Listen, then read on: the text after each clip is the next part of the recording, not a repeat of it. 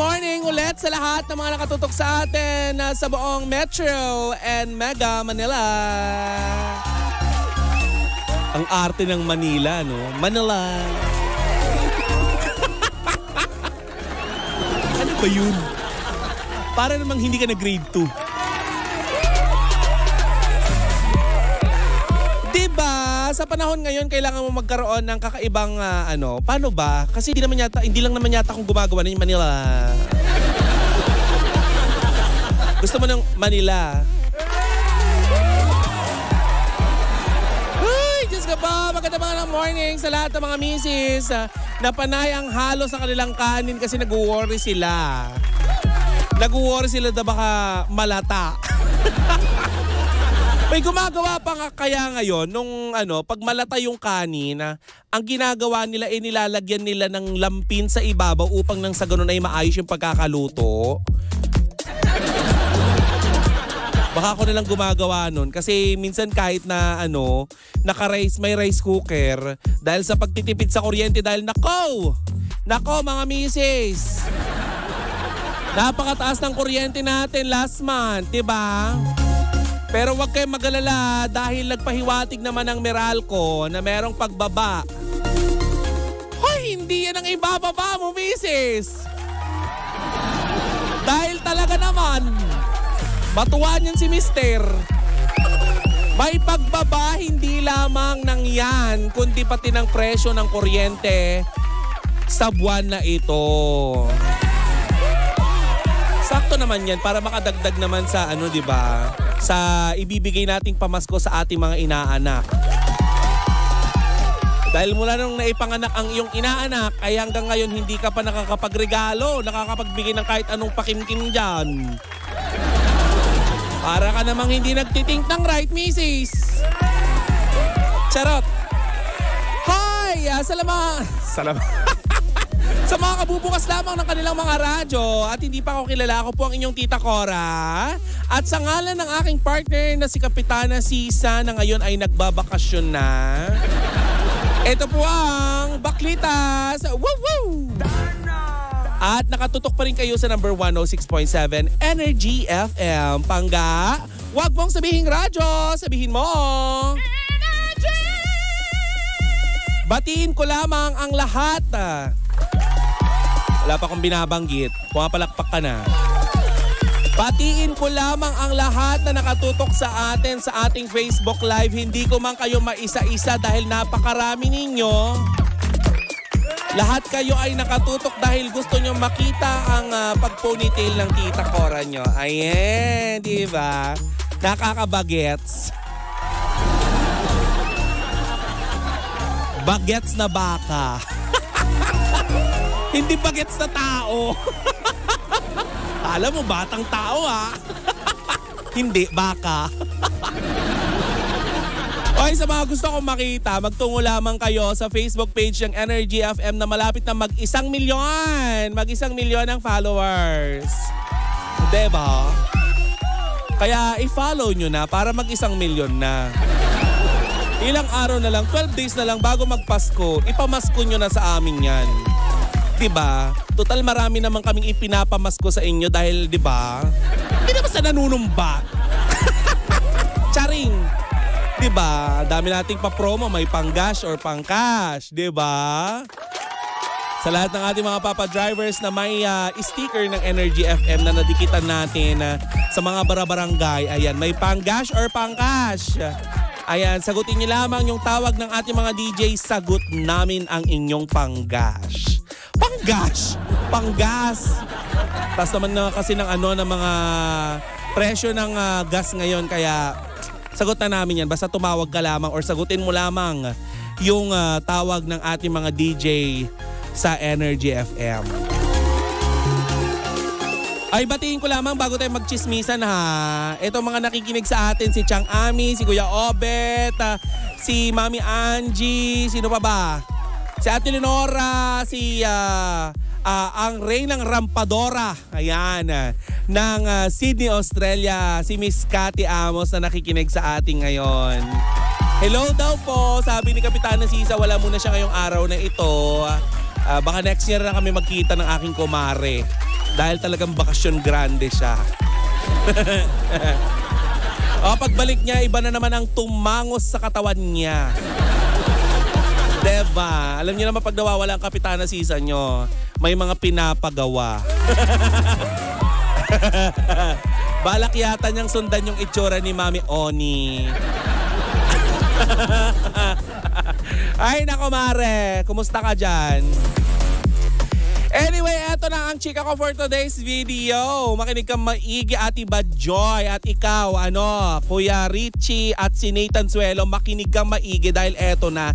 Naloka ang internet world nang minsan ay mag-post ang tatay nitong si Liza Soberano na naglalaman ng pagmumura. Oo, Day. Kumbaga sa tao, sa normal na tao, kapag ikaw ang nakarinig nito, hindi ka lang nabusog, talagang didighay ka ng isang buwan. Dahil sa tatas ng pagkakasabi ng tatay ni Liza Soberano ng pagmumura dito sa columnist na si Nanay Christopher Min at si Papa OG Diaz. Nakakaloka. Alam mo, nalulungkot lang ako kasi syempre nakita natin kung paano ipinaglaban itong si Papa O, itong si Miss Liza Soberano bilang alaga niya ito at dati siyang talent manager nito. Tapos ganun yung mga sinasabi ng tatay ni Miss Liza. Ang nakakaloka nito, Pangga, may chika nga itong tatay ni Liza Soberano na huminto na daw itong si Papa O sa ginagawa niyang trabaho at pakikialam sa buhay ng may buhay at magtinda na lang daw ulit ito ng turon at lumpia. Sagot naman ni Papa O, wala naman daw siyang binibentang lumpia. Minsan mapang-asar din tong si OG Diaz, no? Totoo nga naman. Bananakyo nga naman ang itinitinda niya. Wag nating palitan. Diba? Kahit ako pag sinabihan ako ng hoy babae! Pag ginanon ako, hindi ako lilingon. Uy, bakla to, B! Wag mong minamali ang tagging. Minali, yung tinitinda, wala naman daw lumpia kasi. Toron at saka at saka banana Q ang binibenta ni Papa O. Pero kidding aside, eto na nga ang chika.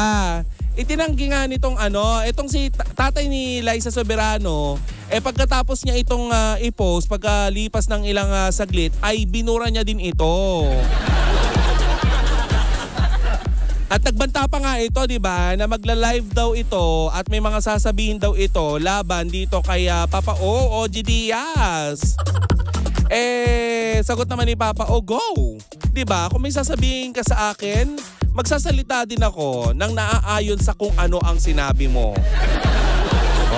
Di ba? Laban din ng Papa O, di ba? Ang nakakaloka nito, Pangga, etong chika. Nagbanta po itong si Nanay Christopher Min at binibigyan na lamang niya ng 5 araw dahil nagkaroon na ng pag-uusap sa pagitan ni Nanay Christopher Min at ng kanyang abogadong si Attorney Ferdy Topacio. Binibigyan na lamang itong tatay ni Liza Soberano na bawiin. Bawiin. Bawiin ang sinabi nito online kung paano daw niya ito nasakta ng salita, dun daw din niya ito gagamutin. Bawiin mo ang iyong mga sinasabi or else ididimanda ka namin ng cyber libel. Yon ang chika nitong batikang kolumnista na si Nanay Christopher Min. Kaya naman hanggang ngayon, ang mga netizen, pati na din ako, ang inyong lingkod, ay may abang sa kung ano ang kahihinatnan nito. Hanggang ngayon, wala pa naman ako nakikitang post ng tatay ni Liza Soberano. So, tuloy kaya ang demanda? Ay, huwag mo palakpakan, B. Hindi naman natin gusto maglaban-laban at saka magkaroon ng diba, ng mga labanan sa pagitan nitong si Papa O at saka nitong si Miss Liza Soberano dahil alam naman natin hindi naman lingid sa ating kaalaman na napasikat naman talaga nitong si Papa O, diba? Ang nakakaloka pa nito, Pangga, nag-post itong tatay ni Liza Soberano ng ganyan sa kasagsagan ng hiwalayan ng Katniel. Ang chika tuloy ng mga netizen, uy, bakit hindi na napag-uusapan yung anak mo kaya ka nagpo-post ng ganito? Samantalang nung naghiwalay daw di umano itong si Liza Soberano at saka yung kanyang jowa na si Enrique Hill, hindi man lang nag-post itong tatay ni Miss Liza Soberano. Pero ngayon daw nakasagsagan ng kasikatan at kontrobersiya sa pagitan ng Katniel, ito daw tatay ni Liza Soberano ay di umano, sabi ng mga netizen na mga nababasa nating comment, nagpapapansin daw. Totoo kaya yun? Na way nitong tatay ni Liza Soberano na mapag-usapan ulit yung kanyang anak. Oy, hindi natin pinaano yan hindi ko yan kino-confirm, nababasa lang natin yan online. Tsaka naririnig-rinig natin dyan sa tabi-tabi. Ako'y wala naman akong kino-confirm. Kumakain lang ako ng popcorn sa gilid. Nanunood at nagmamasid-masid dahil ako'y tahimik lang sa umpisa. Hey, wag akong pilitin. Pakainin mo lang ako, agad akong chichika. Nakukuha ng pagkain. May friend ka bang ganon? Ako lang ba yung may friend na ganon? Yung hindi ka ichichika, pero bigyan mo ng pagkain, chichika ka nun. Meron kang kilalang ganon. Guilty ka, no? Hi, but anyway, hangad pa rin natin ang pagkakaayos kasi hanggang ngayon naghihintay pa rin tayo kung totoo ngang mangyayari yan. Yung pagdidimanda nitong si Nanay Christy dito sa tatay ni Liza Soberano ng cyber libel. Uy, mabigat din yun May fine yun at saka may kulong ata. Diba? Ayaw naman natin na may kulong si Daddy. Daddy. Diba? Sabi nga nitong si Papa, mukhang lasing yata yung tatay ni Liza nung nag-post ito. Diba? Diba, Papa O? Kausap si Papa O. Pero hangad natin dito sa ating programang Dabaklitas na sana magkaroon ng pagkakaayos-ayos o mag-usap-usap na lang. Kasi kung tutuusin, patay na yung issue. Hindi na nga masyadong pinag-uusapan yung nangyaring pag-alis nitong si Liza Soberano sa kampo ni Papa O, diba? Ngayon lang nabubuhay-buhay ulit dahil nga may post yung tatay ni Liza Soberano. Kaya sana sa mga darating na araw, kung ayaw man mag-post, mag-usap-usap na lang siguro. But we don't preach. Nasa inyo naman po yan kung gusto nyo magkaayos-ayos o gusto nyo magkagulo-gulo.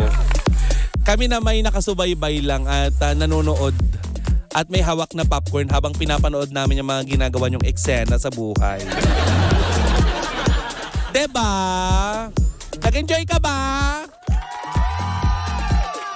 Sa ating chikahan for today's video. Ay nako, ako'y nag-enjoy pangga sa ating harutan. Napagod nga ako Ang harut-harut mo kasi Ang likot-likot mo pa. Tapos ang daldal mo. Doon ka nga. Charing, may mga nakikitang hindi nakikita ng normal na tao.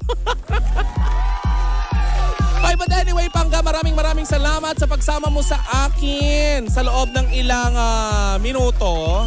Dahil hindi pa naman tapos ang ating isang oras dahil magtutugtugan pa tayo. Iiwanan kita na magagandang awitin na tiyak na magpapaalala sa mga utang mo.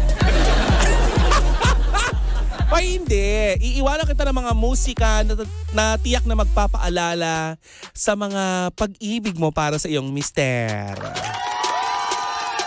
Pag-ibig mo sa iyong misis. At pag-ibig mo para sa iyong kulasisi. Hay! Hindi pwede yon. Kaya manatiling nakatutok pa rin dito sa ating istasyon. Ang istasyong same pero iba. Pero bago ako magpaalam ako'y magpapakilala muna at sa ngalan ng aking partner na si Kapitana Sisa. Muli magkita-kita tayo dito pa rin sa Baklitas! Woo! Oy, bukas samahan mo ulit ako Pangga. Ituloy natin ang tugtugan dito pa rin sa number 106.7 Energy FM. Pangga, Wag mong sabihin radyo. Sabihin mo.